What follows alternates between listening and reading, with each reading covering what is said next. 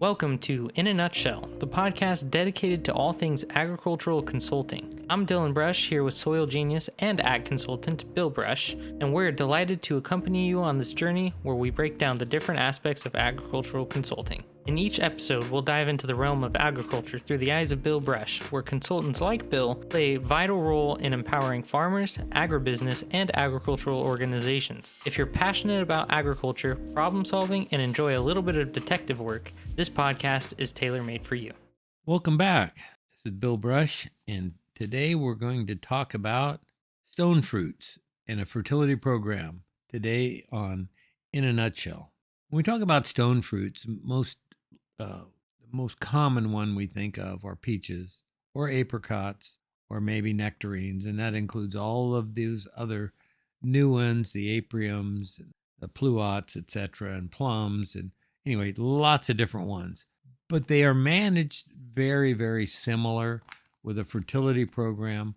One of the things that's probably the most difficult to do in stone fruits, it's not for somebody that doesn't know your crop very well, but when you look at them, there is different maturities. I mean, they will start harvesting peaches early, and they will be harvesting peaches late. And so they do that for the cannery purposes, also to spread out their labor intensity. In other words, we have so many people out picking every single day. We pick this many tons every single day, and we start here and we end over here with not a lot of breaks in between. And so you just have the steady amount that you're harvesting every day. So you have to have different fertility programs because we don't have near as many days.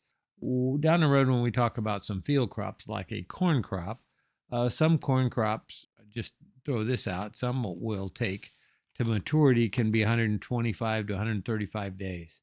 Others can be 90 days. And that means from seed in the ground to harvest in 90 days. So you can see I can't fertilize them the same because I won't get anywhere near the same results or the results I need because I just don't have the number of days in the ground. If I fertilize them the same, I'm just not going to be able to get the fertility and fertilizer program to that plant in a timely manner when it really needs it. And a lot of things too over the years, we used to have large peach trees that were, almost as large as a lot of our almond trees are today. Maybe not quite that big, but pretty much. And we pruned them down so that we would hang the fruit down from there. But now a lot of our peach trees, and even I've been seeing it in apricots and cherries, where we're trying to keep a low statured tree with very little time for the workers or the employees to be on ladders because of the safety issues and liabilities and all those things. So what we're doing is we're building a more dense in terms of number of trees per acre, but at the same time having a lot smaller statured tree. And so this really changes the fertility program because rather than having a fertility program that's very similar to almonds, other than a couple little triggers in there, because almond tree and a walnut and a peach tree were really the same, and they're like, brother sister, because we're actually a lot of peach or peach almond hybrids that were rootstocks. So they're basically very, very close to the same type. The leaf structure is kind of the same as almonds, etc. But we have all these different varying things that we're doing with peaches and a lot of the new products like apriums and pluots, etc., that are in the market. Those are also, we're building smaller trees overall. So with that in mind, a lot of our nitrogen particularly is not put in to build a really big tree. We build a smaller tree and we build it as quickly as we can get it up so that we can get it harvested at a younger age and getting it more, making it as fruitful as we can as soon as we can. Now Bill's going to briefly talk about nitrogen in regards to stone fruit. So our nitrogen requirements really are less than almonds, even for big crops. We still are going through thinning peaches, and that tells you about how successful they are at being self-fertile. They pollinate themselves. So with that in mind, they're putting way too many on so we can't size that many. So we basically have to thin them out. So we're only putting somewhere, like I said, 100 80 to 200 pounds of nitrogen per year. Our K requirements are a good 180 to 200, very similar to the nitrogen. Phosphate, about 25 pounds per year. And we want to put, this is one that we want to pump up and put almost a constant supply. When I say constant, often, like 5, 6, 7 times a year, putting sulfur out if we can. And we'll add up to about 200 pounds of sulfate sulfur throughout the year. And I'll explain why that becomes important.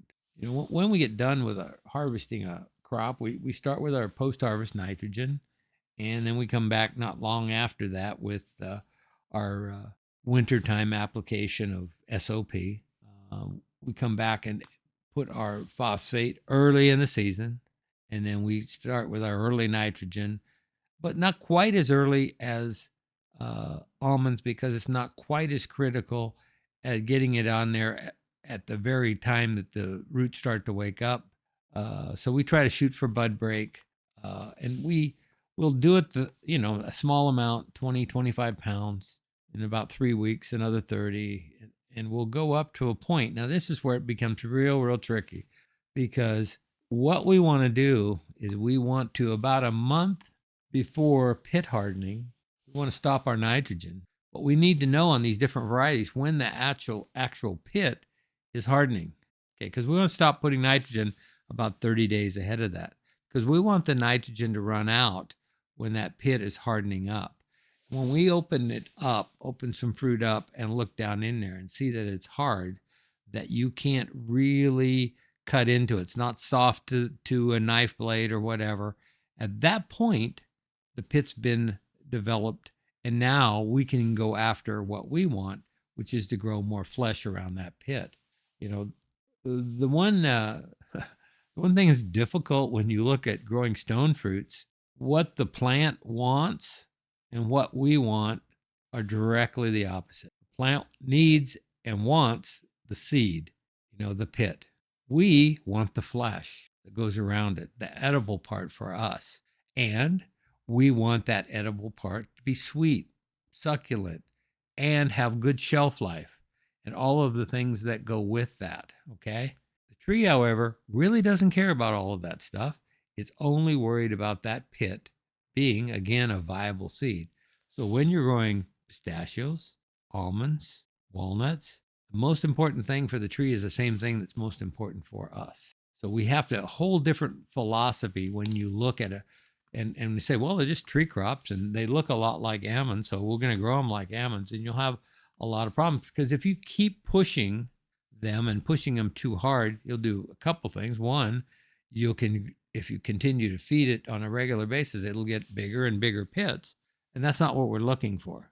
We're looking for a good sized pit so that can have a good sized fruit fit around it, and then we have to start feeding that flesh. One of the things that we have to be careful is we don't feed it too fast and too much, or we can actually split that pit. Okay, so we have to cautiously go with nitrogen, but then we want to continue to grow it. One of the things that's forgotten is that, and this is why I want to come back to it on sulfur. Now Bill's going to talk about the importance of sulfur. Sulfur is really the key to a couple things. It's key to really making nitrogen more efficient to get it into the plant. Really important, okay? But the other part of it is it makes the plant or tree or whatever you grow, makes the manufacturers of complex carbohydrates. What's so important about complex carbohydrates, they aren't simple sugars. A plant's basically production, its number one producing thing that it does is glucose or sugar. It's the reaction of what plants do. Their essence is to make their sugar manufacturing machine, and then that sugar feeds the plant, which also in turn goes into the crop, but the other part basically is burnt off as energy. Well, if you don't produce complex carbohydrates or sugars, what you get is simple sugars. And everybody knows when you have a simple sugar, one of the things it does quickly when it gets exposed to air is basically ferments. And we see that all the time in wine grapes, obviously, which is what we're trying to do. It's trying to ferment. We're trying to do that with grains. When we're trying to make beer or alcohol or spirits, we're basically making simple sugars to ferment and then refining those fermented sugars into alcohol, and that's what our end result we're trying to accomplish. On this side, we're trying to make complex carbohydrates that is the sugar base of our fruit. And when we do that and do it properly, anybody that's ever had fruit gets a nice, beautiful peach and sets it on their countertop. They're going to get to it. Doesn't need to be refrigerated, just sitting there. They go back 2 days later and they pick it up, and all along the bottom, it's rotten, basically. Started to ferment and basically break down all that tissue because that's what that fermentation process is doing. And so instead of having a peach that lasts and looks good and goes on for several, weeks, 2-3 weeks, having a good peach that you can go back to and is still in good shape. A lot of people will put them in bags, paper bags, and the bottom of the paper bags just basically gets wet with the fermentation and all the liquid that's created from that. So sulfur really is the key to maxing out sugars and making them not only just sweet, but also turning them into complex so that they have good storability. We see this a lot where they try to grow varieties of table grapes or anything that they need good storage life on for fresh fruit. They're really looking at that. And one thing that we see is that a lot of good varieties don't make it because they don't store the sugars properly.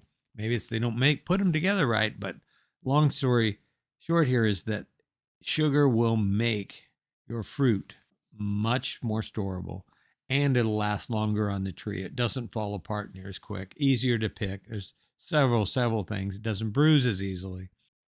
And that's also another function, and some people have done it maybe by accident, but they've put a lot of sulfate of potash, which is potassium for cell wall strength, which gives you a firm peach that doesn't bruise easily and doesn't want to be degraded there where on a spot that it gets hit on. At the same time, it gives it sulfur to produce those complex carbohydrates. So you get it's kind of the magic little food that you want to put in there to get your fruit to be the best top quality, both in size and weight. And because potassium and sulfur will weigh more than just simple sugars and water. And so with those things that you're doing with that, it's very, very important to understand that if you don't start with that as a goal, you can't get there right at the end. This says, okay, I'm going to throw some sulfur and potassium at the end and make it work. No, that's from the start. We start doing some things where we start putting potassium on post-harvest. We put some on in the spring, and then we put some on depending on that maturity, again, of that stone fruit, whether it's an early one or a late one or a mid-season one. We want to time that so we've got about 60 days ahead of when we want to harvest. There's our last application. Remember, 60 days ahead of that. Well, 30 days to get it there, another 30 days to be placed where it needs to properly before we harvest. So that's why we like to do things in this order. Once we understand that we can't fertilize today and expect it to be where it's going to be, in a week or so. So that's why we fertilize with a system and with a timing mechanism that gets those nutrients into the plant, gets them to the spot we need them, and make the plant do what we want it to do, which is produce flesh, not pit. And it's one thing, if you think about that, is that people have told me they think I'm nuts. Sometimes they says, you think too much like the plant. And I said, well, if you don't know what the plant's trying to do, you're going to have a hard time making it do at the maximum that you want to attain by not getting it to do what you want it to do. But you have to make sure you're making it all, giving it all the things that it wants. And then all that extra stuff that we do then pushes it on to new levels. Now, in terms of the rest of the fertility, we've talked about NP and K and sulfur, of course. The other thing I want to really talk about too is calcium and magnesium. If you don't have the proper amounts of soluble calcium, when you go through this pit hardening, that's a function of potassium. Now I want to turn and go nitrogen, calcium, and then potassium in that order. So what we're looking at then is we are needing nitrogen for cell division in that flesh, followed by calcium to fill that cell wall inside the vacuole of that cell, and then potassium to give that cell wall strength. So now you're getting all through that. Then kick in a little bit of sulfur, and now we have a sweet, firm, succulent, very good storage shelf life peach. And also, if you want to go the rest of the way, phosphate will enhance colors. If you're looking for a deeper orange, or you're looking for, it's got a lot of red color into your peach in some varieties, that's the other thing that you can get from kicking up phosphates. They'll have a good, phosphates will have a very good input and make your peaches more vibrant, more colorful, darker colors, etc. We see that a lot. If you can think back to rose, if you have a rose garden or roses in your yard, phosphates will give them more brilliance, give them more colors, give them more outstanding colors, and bring out their total. So it's really enhances the color of crops. Some don't have a lot of difference. Your lawn looks like lawn. It's green. That's about the only color you see. But but on things that actually flower, bloom, or produce fruit, color, if it's is important, then phosphate becomes very important to that plant. Now Bill's going to talk about micronutrients. The only thing I've left out, and that's the micronutrient. Okay. Now, one of the things that we look at when we look at micronutrients, we talked about calcium, we talked about what we needed for magnesium's also very important. But what I want to focus on when I get to the micronutrients is that boron, although it's important when we get pollination, but once we're through with that, we don't have a lot until we get to the end where we'll start to take these carbohydrates and put them into the peach. But the ones that really stick out in my mind are copper and manganese. Manganese because it allows that lignin to form and helps hang weight. Because if you're going to do some of these things I talked about, you aren't curling it, you might get more weight than you've got previously, and you're going to have a harder time holding that weight up. So you need that lignin form. You need cell wall strength with potassium. And the third one, which is really important to me in peaches, is copper. A lot of copper in peaches is there on their soil tests by accident. We do a lot of dormant sprays, which have copper, and that overspray builds copper over the years. So we don't normally have this. But if you have a peach field that is low copper, you will know immediately, because a lot of these limbs, when they start to bend over where you've tied up branches, they will snap right at where you've tied it up, whether it's a wire or a rope or whatever you're using. It will actually snap off rather than just bend over and hold your fruit until you harvest it and let it spring back. Copper is really what we call the key to resilience. They allow your limbs and things to bend but not break. And so it's really important when you're growing something that puts on a lot of weight and then gets rid of a lot of that weight all at one time. And then zinc, of course, is that one that distributes nutrients throughout. You're low of zinc, you'll have a hard time getting all these nutrients I'm talking about where it needs to go. So keeping that zinc level up balanced with how much phosphate you have to make sure you get that done. So that pretty much goes through almost all of your nutrients. I can't tell you again how important it is to understand how to irrigate. Peaches is another whole different ball of wax when you come to peaches, because you've got times where you want to dry it down, harden that pit off, irrigate it again. Anybody growing peaches is a master at most of these. What I'm hoping I can do is give you that extra little bit here and there to make you even a little bit more successful. But again, if you're not irrigating well, you are going to have a hard time doing anything in any crop well. So anyway, that's pretty much it for today on stone fruits. Look forward to any questions you might have in the future. And until next time, keep farming. Thank you for another fantastic episode of Agriculture in a Nutshell, Bill. I'm sure everyone really enjoyed what you had to say about farming stone fruit and the fertility to go with such. Make sure to leave a like, comment, and subscribe, and always stay curious.